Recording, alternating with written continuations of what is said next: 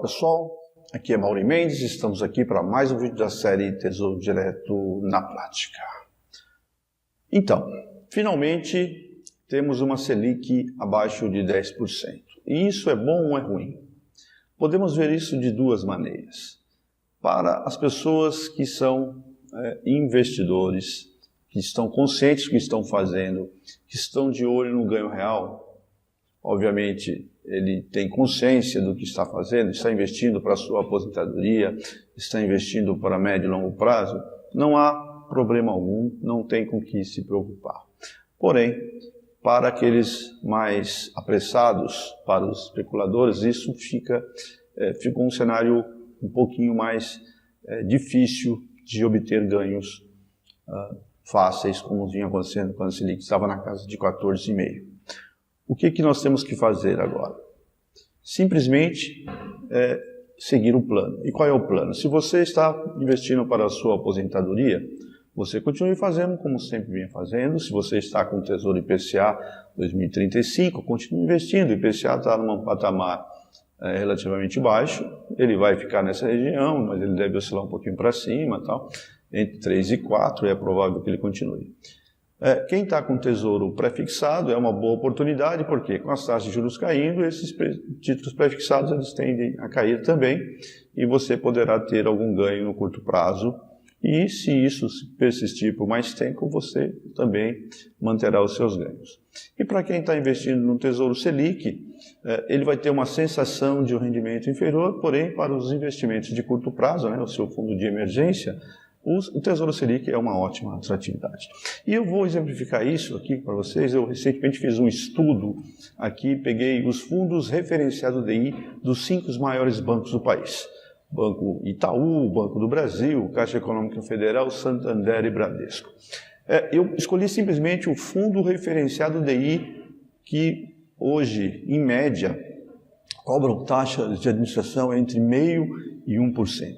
Apenas para vocês terem uma ideia, a média do patrimônio líquido desses fundos referenciados DI, desses 5 bancos, a média é de 8 bilhões de reais investidos. 8 bilhões. Apenas para vocês poderem ter uma ideia, com essa taxa de administração entre 0,5% e 1%, esses bancos arrecadam por dia de taxa de administração, por dia o número, R$300 mil cada um. Apenas com a taxa de administração do fundo referenciado DI. E quem tem um pouquinho mais de conhecimento sabe que, pelas regras, pela legislação dos fundos de investimento, um fundo referenciado DI, ele não pode investir menos do que 80% em títulos públicos federais.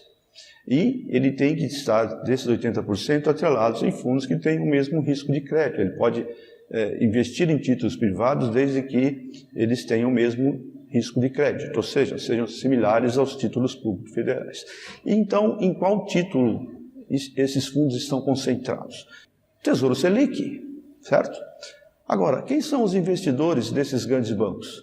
A maioria das pessoas. Esses bancos são tão marrentos que, se você quiser investir no fundo referenciado de qualquer um desses bancos, eles vão exigir um investimento mínimo de 300 a 500 mil reais para você entrar. Você vai ter que ter 500 mil reais para comprar LTN, que no Tesouro Direto você compra a partir de 80 reais, de 90 reais. Como um cliente desinformado vai até um banco desse porte e ele vê que o gerente o aborda dizendo, olha, para investir nesse fundo você tem que ter 500 mil reais, esse investidor, por desinformação, fala, nossa, deve ser uma coisa fantástica, Se exige 300 mil, o negócio deve ser muito bom, 300 mil reais para investir em LTN. Por que ele vai dizer isso? Porque ele não pode, ele é um referenciado DI, ou seja, tem que render a taxa DI, e a taxa DI é derivada das negociações interbancárias através do CDI, a média desse CDI é que gera a taxa DI, e ela está sempre um pouquinho inferior à taxa Selic. Então, se você investe na taxa Selic, você vai ter um rendimento, em média, superior aos fundos referenciados DI. Agora, se essas pessoas que estão lá nesses bancos estão satisfeitas, por que os pequenos investidores não deveriam estar? Pelo contrário, investimento no Tesouro Selic é um ótimo investimento, não tem risco, rende diário, Agora, ele vai perder aquela atratividade porque ele começa a render bem próximo da caderneta de poupança, que não tem imposto de renda, enquanto o Tesouro Selic tem imposto de renda, assim como o fundo UDI também tem.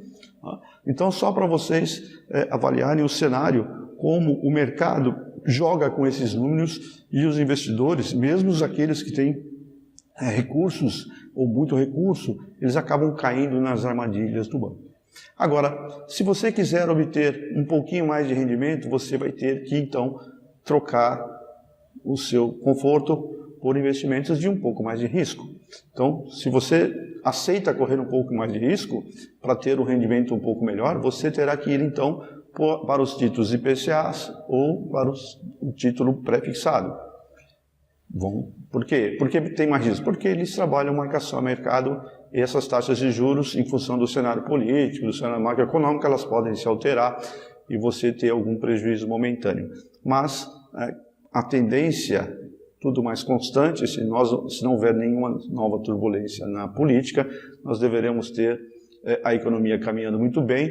O Copom reduziu a Selic agora para 9,25 e deverá promover uma nova redução no próximo encontro de setembro para alguma coisa perto da casa de 8,5, e já há alguns bancos comentando que ao final do ano, na última reunião, essa taxa Selic deverá perto de 7. Então, se você quer obter ou precisa obter um rendimento um pouco superior, você vai ter que aceitar correr algum risco. E esse risco, logicamente, você não precisa ir para a Bolsa de Valores se você não conhece. Lógico, se você conhece, é uma alternativa, mas aí você vai ter que ir com muito cuidado.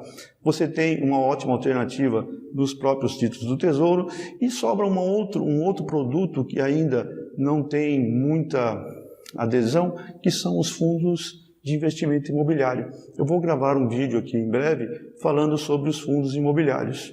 Os fundos imobiliários, ele tem um pouco mais de risco, ele fica entre a renda fixa e os investimentos de renda variável, porque as cotações são negociadas em bolsa, mas você recebe o seu dividendo mensal.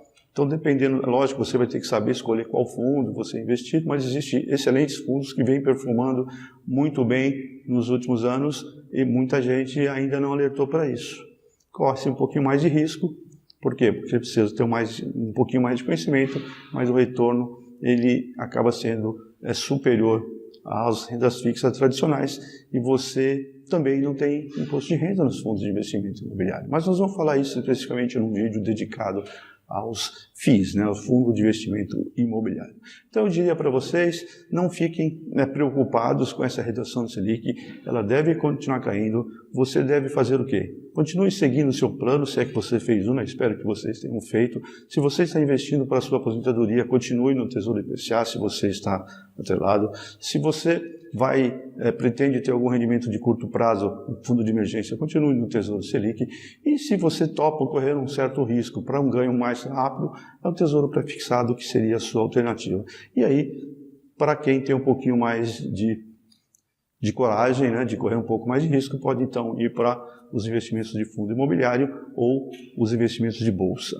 Existem também os multimercados aí que agora começam a performar acima da média, eles realmente deverão performar muito melhor que os títulos públicos, mas eles vão buscar investimentos de maior risco.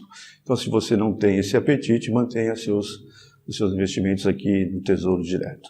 Então, esse vídeo é mais para acalmar as pessoas, não há motivo para nenhuma preocupação, mantenha os seus investimentos como estão. Obviamente que a taxa de juros caiu, mas a inflação oficial, o IPCA também está em patamares bem confortáveis, IPCA na ordem de 3%, de 4%, é um número interessante. Agora, o emprego precisa voltar, os investimentos nos ativos reais precisam voltar para que a economia volte a crescer. Para isso, depende do cenário político e aí nós não temos controle, porque infelizmente a nossa cultura política não é das mais agradáveis, ok? Então é isso para esse vídeo, um grande abraço e continue conosco. Não se esqueça de se inscrever, deixar o seu comentário para que a nossa comunidade continue crescendo, ok?